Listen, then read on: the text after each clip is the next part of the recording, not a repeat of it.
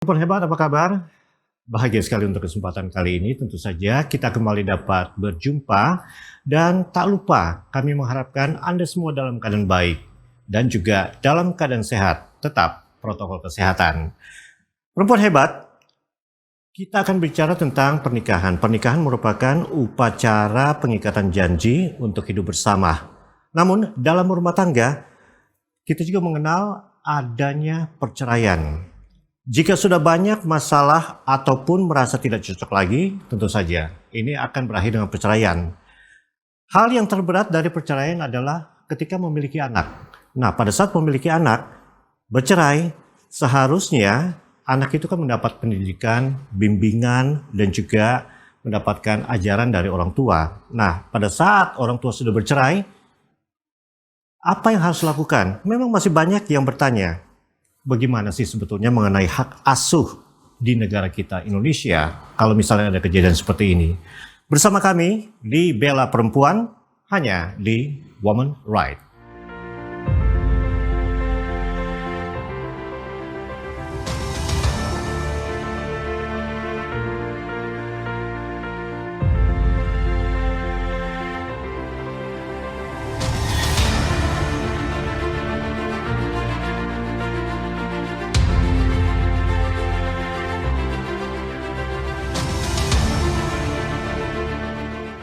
Saatnya Bela Perempuan, Woman Rights. Saya akan teruskan kembali tadi, Steph, saya ditemani biasa oleh Stephanie. Tadi saya sudah sampaikan ya tentang kalau ada perceraian, ya kan ini satu hal yang tidak diinginkan tentu saja untuk keluarga. Betul. Yang kita tahu bahwa maunya semua orang ya, semua pasangan juga keluarga itu maunya hidup bahagia, rukun. Dan kalau ada perceraian, yang sudah punya anak itu ribet sekali. Betul. Iya kan, termasuk juga tentang pengurusan hak asuh itu. Dan betul. ini nggak sedikit yang terjadi ya. Iya. Kamu ada pengalaman nggak tentang ini? Ya ada, itu Wah, pengalaman saya ini langsung pribadi kelihatannya. soalnya. Pribadi nih ya? Ya, pribadi sendiri. Sedikit dong ceritain. Ya, karena hak asuh itu kan sebenarnya kalau anak di bawah usia 18 tahun itu sebenarnya hak asuh. Iya. Itu sepenuhnya hak asuh ibu ya. Cuman tergantung juga kalau misalkan ibunya berkelakuan baik, tidak baik atau narkoba atau kayak kekerasan, Mabuk-mabukan atau mabuk apa ya, gitu ya. mabuk-mabukan, dia tidak akan mendapatkan hak asuh anak. Tapi kamu tahu nggak, untuk hak asuh anak ini pada usia berapa di tangan ibu? Iya Di kan? bawah 18 tahun. Wah, kamu tahu sekali ya berarti? Ya, karena memang itu terjadi dalam Oh, diri itu saya. kejauh. Melihat tadi atau mendengar kamu tadi curhat, kelihatannya memang kita akan mengetahui lebih detail lagi ya tentang bagaimana sih hak pengurusan anak itu. Saya sih udah menghubungi, pasti kamu kenal. Ya, beliau adalah orang yang memang bergelut di bidang hukum, Pastinya. konsultan hukum. Ya, beliau adalah Bapak Antonius Alreza, Oh, yang kemarin itu ya? MH. Betul. Oke, sip. Saya udah hubungi, tapi aduh, kita tunggu ya. Ya, udah datang atau enggak nih? Gimana Pak Rezanya. Reza? Ini Pak Reza. Ini dia. Iya. Pak Rezanya. Bagaimana Oke. kabarnya, Pak? Puji Tuhan baik, Pak. Baik ya. Ini semangat, Pak ya? Semangat. Iya, sementara topik yang kita bahas ini tentang hal hak asuh anak. Tetap semangat, Pak ya. Nih. Oke, sebelumnya aku mau tanya. Wah, nih, udah Pak gak sabar. Reza. Udah gak sabar. Mumpung ada orangnya. Iya. Seberapa penting sih mengurus anak itu? Ya, mengurus anak itu adalah kewajiban orang tua ya. Penting bagi penting bagi orang tua untuk memberikan kasih sayang dan juga mendidik anaknya. Ya, karena itu menjadi tanggung jawab seorang ayah dan seorang ibu, baik di dalam perkawinan ataupun berdiri sendiri-sendiri setelah adanya perceraian seperti itu. Oke. Nah, lalu bagaimana? Misalnya Pak Reza, banyak yang mengurus anak bukan kedua orang tua kandung karena tidak mampu atau bercerai. Analisa dan juga mungkin apa yang bisa disampaikan tentang ini. Ya, pada prinsipnya kuasa asuh anak itu memang harus mementingkan keselamatan si anak. Kita harus lihat juga mana yang terbaik untuk si anak, tumbuh kembangnya, jasmani dan rohaninya, juga spiritualnya.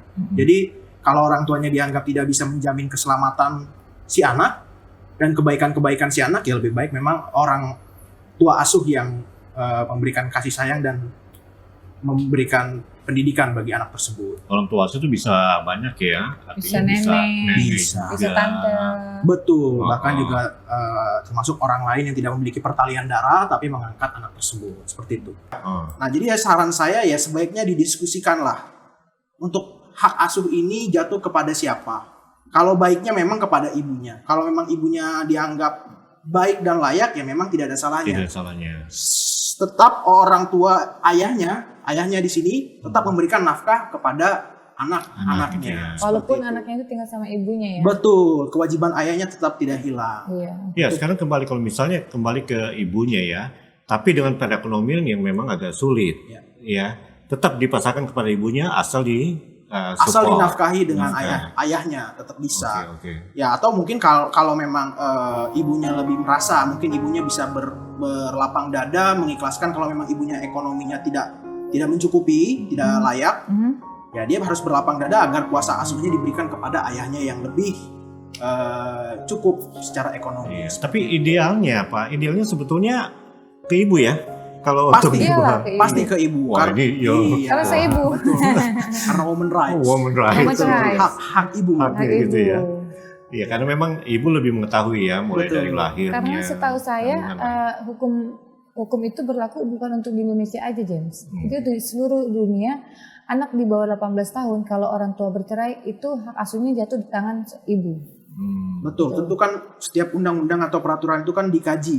Hmm. Pasti sudah ada penelitiannya. Kenapa sih ke ibu ya tadi yang seperti saya bilang, Iya, iya. ibu dianggap lebih layak dan bisa mendidik serta mengasuh anak terhadap anak yang usianya masih di bawah umur. Tapi ada juga anak di bawah usia apa artinya di bawah Ada usia telepon lagi, itu. Pak. Oh, udah ada telepon lagi ya?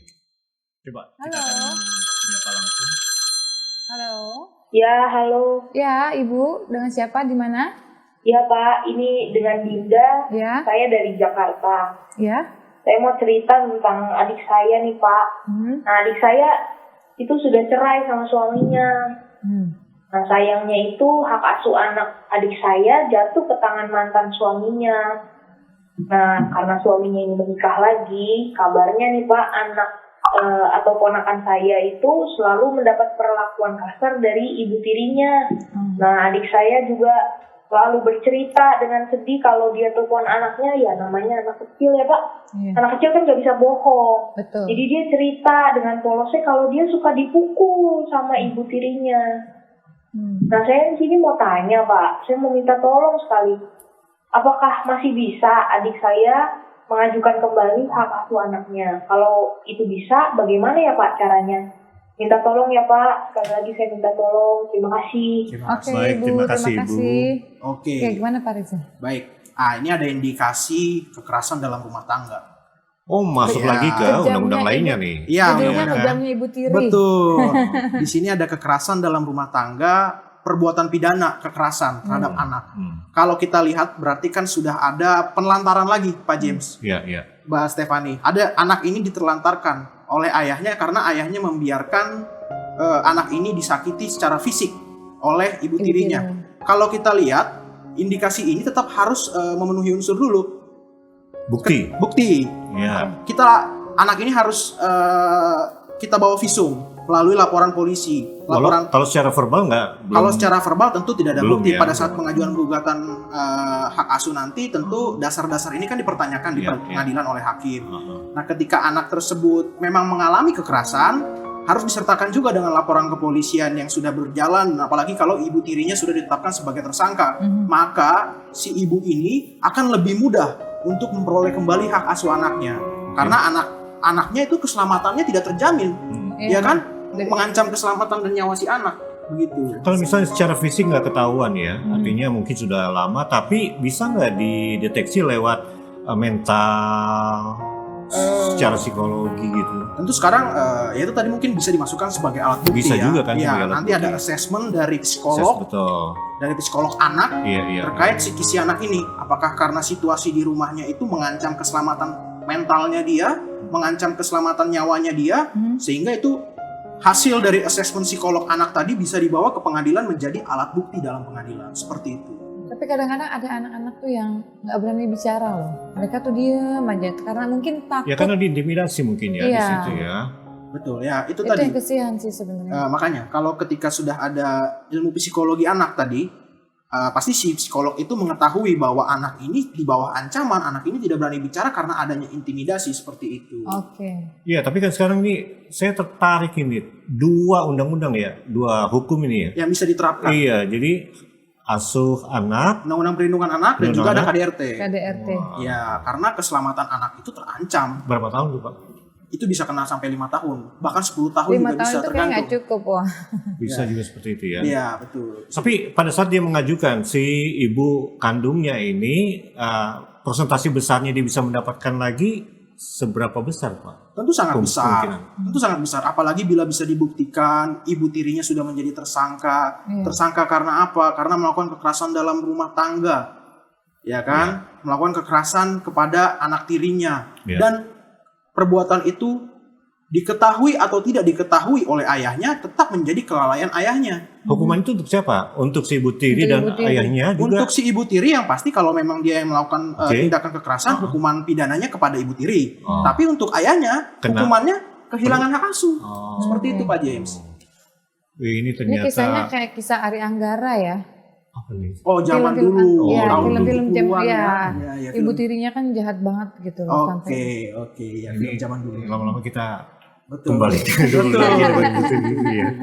Hai semuanya, buat yang nonton video ini jangan lupa subscribe, likes, komen, dan juga share video ini serta nyalakan notifikasinya.